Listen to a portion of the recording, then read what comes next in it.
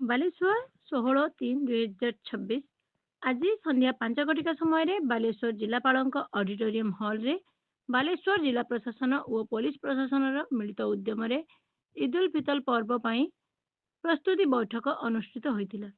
ବିଶେଷ କରି ବାଲେଶ୍ୱର ସହରରେ ଆସନ୍ତା 20 ଓ 21 ମାର୍ଚ୍ଚରେ ଅନୁଷ୍ଠିତ ହେବାକୁ ଥିବା ମୁସଲିମ ସମ୍ପ୍ରଦାୟର ଇଦ୍ ଉଲ୍ ଫିତର ପର୍ବ କିପରି ସୁଚାରୁ ରୂପେ ପାଳନ କରାଯିବ ସେ ନେଇ ଆଲୋଚନା ହୋଇଥିଲା।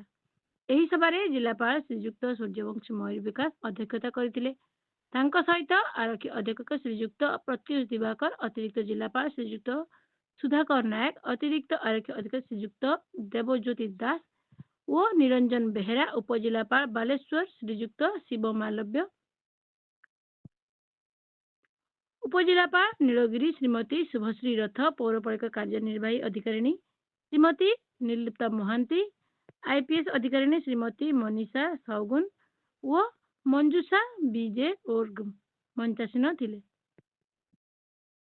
ଏଠାରେ ଅନେକ ମୁସଲମାନ ସମ୍ପ୍ରଦାୟର ଭାଇମାନେ ଯୋଗ ଦେଇଥିଲେ। ଅତିରିକ୍ତ ଆରକ୍ଷୀ ଅଧୀକ୍ଷକ ଶ୍ରୀଯୁକ୍ତ ଦେବଜ୍ୟୋତି ଦାସ ମଞ୍ଚ ପରିଚାଳନା କରିଥିଲେ।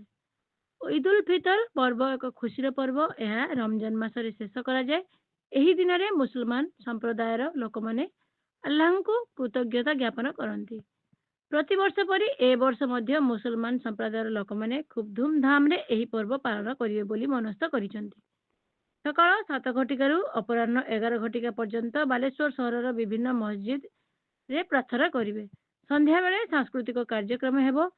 ଏଥିନେଇ ଜିଲ୍ଲା ପ୍ରଶାସନ ଓ ପୁଲିସ ପ୍ରଶାସନ ତରଫରୁ ବ୍ୟାପକ ବ୍ୟବସ୍ଥା କରାଯିବ ବୋଲି ଜିଲ୍ଲାପାଳ ଓ ଆରକ୍ଷୀ ଅଧୀକ୍ଷକ କହିଛନ୍ତି। ମସଜିଦ ସଫାସୁତରା, ପାଣି ବ୍ୟବସ୍ଥା ସହିତ ବିଦ୍ୟୁତ ସେବାରେ ଯେପରି ବାଧା ସୃଷ୍ଟି ନ ହୁଏ ସେଥିପ୍ରତି ବିଶେଷ ଧ୍ୟାନ ଦିଆଯିବ ବୋଲି ଏଠାରେ ଆଲୋଚନା କରାଯାଇଥିଲା। ସୁରକ୍ଷା ବ୍ୟବସ୍ଥାକୁ ଖୁବ୍ କଡ଼ାକଡ଼ି କରାଯିବ ବୋଲି ଆରକ୍ଷୀ ଅଧୀକ୍ଷକ କହିଥିଲେ। ବାଲେଶ୍ୱରରୁ ତ୍ରିଲୋଚନ ମହାନ୍ତିଙ୍କ ରିପୋର୍ଟ।